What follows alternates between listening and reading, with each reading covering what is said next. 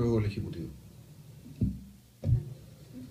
Bueno, muchas gracias. Voy a partir, traté de tomar apuntes lo más rápido posible. Voy a partir por contestarle a la diputada Girardi respecto del plan piloto. El plan piloto se une principalmente con otro anhelo que hemos tenido como fundación desde hace muchos años, que es el poder saber cuántos pacientes en Chile existen con alergias alimentarias.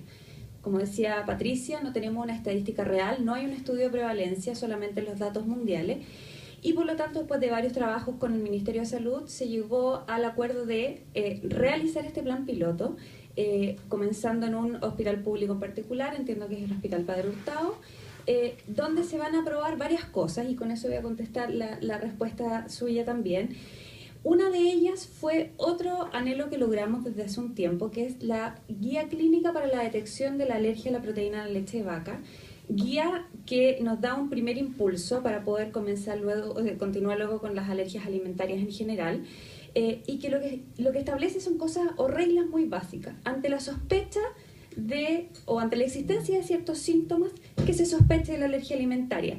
No que se haga un diagnóstico. Ojo, que la idea de esto es, tengo, por ejemplo, un niño que está con vómitos severos, que está con desnutrición, que cada vez que toma leche, alguna leche fórmula, digamos, ocurre alguno de estos síntomas, se piense que exista esto y se derive a los especialistas correspondientes, porque había una realidad también del sistema que estaba hablando de un subdiagnóstico en el sistema público, pero de un sobrediagnóstico en el sistema privado también. Y nosotros no queríamos hacer nuevamente el reflujo de estos tiempos.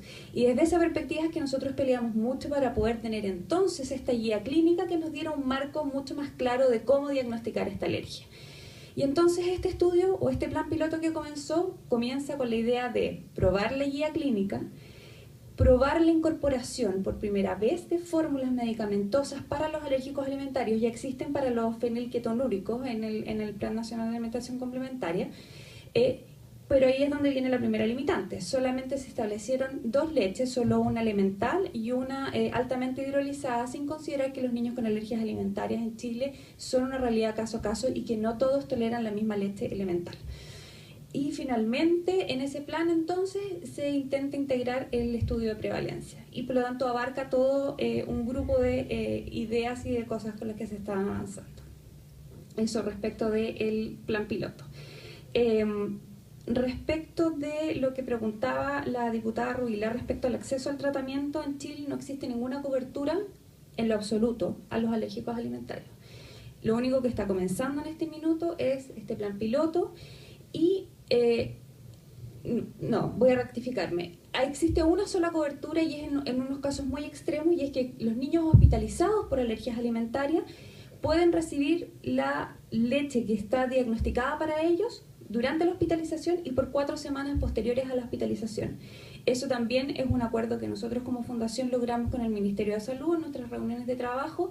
Estamos muy contentos con ellos, pero simplemente eso no alcanza ni para un mínimo porcentaje de los pacientes que lo necesitan. Por lo demás, estos tratamientos en este minuto se están abocando solamente a los niños con alergias alimentarias y no a los pacientes con alergias alimentarias en general. Aquí el tema de la epinefrina es algo que ustedes han escuchado en este minuto. La epinefrina en Chile no está. Y el Ministerio de Salud simplemente, a pesar de nuestros constantes llamados e emails, no ha tomado ninguna carta en el asunto. Fuimos nosotros como fundación los que tuvimos que reunirnos, pensar los modos, estudiar la ley, contactarnos con distintas empresas para finalmente lograr una importación directa, que es engorrosa. Yo no sé si alguno de ustedes alguna vez ha intentado hacer una importación directa de un medicamento, no se los recomiendo. La verdad es que la cantidad de papeles y requisitos que tiene son altísimos, y además los costos asociados a importar un medicamento que en Chile debería costar 50.000 pesos, si uno lo importa directo cuesta 120.000 pesos.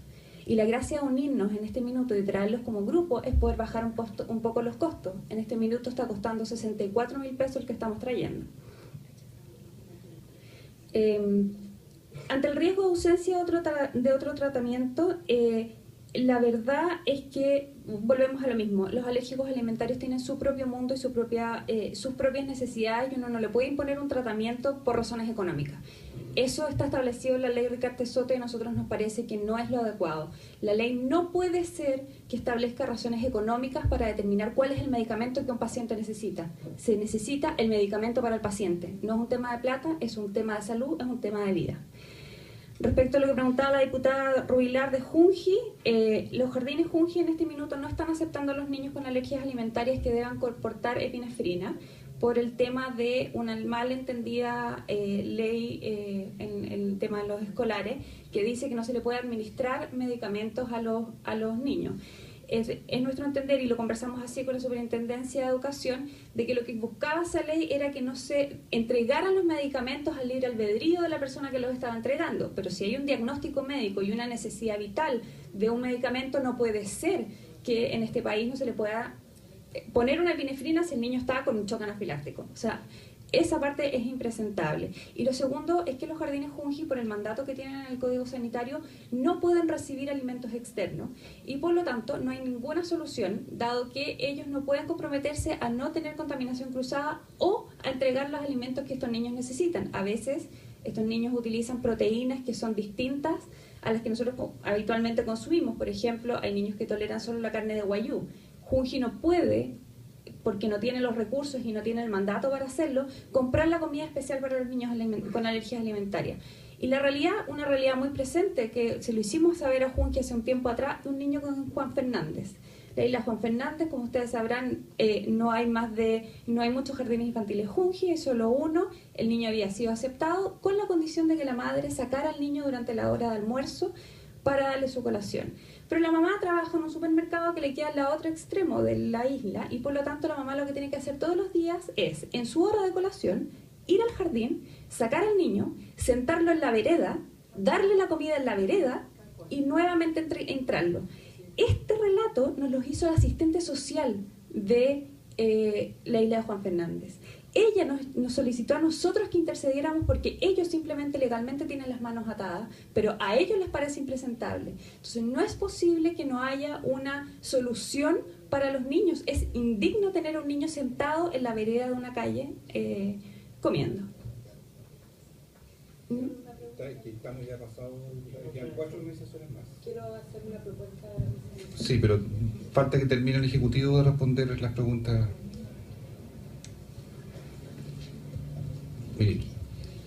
Bueno, se han hecho bastantes presentaciones respecto a la complejidad de lo que estamos hablando de la ley Ricaurte-Soto y las expectativas que hay al respecto. Yo creo que aquí lo último que dijo usted tiene algo que ver con solidaridad humana. Yo creo que hay más de un habitante en la isla como para que poder ayudar a ese niñito. Lo encuentro dramático que no pueda comer, con ayuda solidaria de algún voluntario, alguna voluntaria que pudiera colaborar en esto, en ese componente. Sobre los problemas de salud, nosotros en este momento hemos estimado de que son 800.000 personas, 800.000 las que podrían necesitar algún tipo de apoyo logístico en la Ricaurte-Soto. Pero de ellas solo 20.000 requieren entre medicamentos, dispositivos médicos y alimentos. Todos los otros requieren un diagnóstico ojalá lo antes posible para poder intervenir y, por ejemplo, prevenir una ceguera, prevenir un problema de salud que a largo plazo pudiera complicarse. ¿Qué es lo que se ha estimado? La ley Ricaurte-Soto en este momento sabe que hay 2.000 personas en este momento recibiendo algún tratamiento. De ellos se estima que al término del gobierno van a haber 20.000 en tratamiento, que es lo que se estima que debiera ser permanente. No puede ser un mes y después no más, ¿ya? Me acaban de decir de que el Programa Nacional de Alimentación Complementaria está suplementando con alimentos para alergia. Hay que ver qué tipo de alergia, porque también hay que ver también en este sentido qué es lo que puede dársele a un niño, porque a veces hay enfermedades muy específicas. Todo tiene que tener una validez, no puede ser tampoco un tratamiento empírico, tiene que ser un tratamiento permanente y de calidad para la persona que le asegure de que no va a tener ninguna reacción posterior. Bueno, estas son las generalidades, pero por lo menos para que sepamos de que estamos hablando de un tema importante. No se trata solamente de enfermedades raras, se trata de tratamientos de alto costo, o sea, incluye además tratamientos de situaciones que requieren un manejo permanente de medicamentos o de dispositivos médicos o de alimentos. En ese sentido, nosotros, yo quisiera dejarle, no sé, la parte legal de lo que es específicamente del problema de salud que se está refiriendo la organización, a Andrea que conteste lo que sabemos, porque es lo que tenemos. Sí, buenas tardes. Primero complementar que en el caso de esta ley sí contempla la situación que manifestaba la organización, que un proveedor se vaya, ¿no es cierto? Está en un tratamiento, no le resulta conveniente este país, encuentra que no es suficiente el mercado y se va. Lo que hace esta ley, y lo hace fuertemente, es poner prohibiciones, ¿no es cierto?, de esta voluntad unilateral de los laboratorios de poderse retirar del mercado y dejar a los pacientes sin continuidad de tratamiento. Y en eso hay hartas normas que tratan de asegurar, ¿verdad?, aquella situación y salvaguardar y no dejar a los pacientes a la mitad de la nada. Asimismo, la ley contempla los tratamientos completos en términos de alimentos, sin importar cuánto estos cuestan, siempre y cuando pasen la evaluación, ¿no es cierto?, de la tecnología sanitaria, es decir, que cuenten con algún mecanismo que dé seguridad para los propios pacientes, como bien decía la ministra, que no genere, ¿no es cierto?, un tratamiento, o sea, ¿no es cierto?, esté en fase de ensayo clínico y no esté probado que va a ser efectivo. Por lo tanto, la ley no dice que tienes que comprar el más barato, sino que lo que señala es que es el tratamiento que sea indicado de acuerdo a la condición de salud o la enfermedad que se acoge al decreto. Es decir, no hay una discriminación en términos ni un mandato de que sea más barato o hay alguna limitación en tope máximo del precio del tratamiento tampoco. Por tanto, no son variables aquí que se incorporan y en eso trata de ser el proyecto lo más amplio y transparente posible,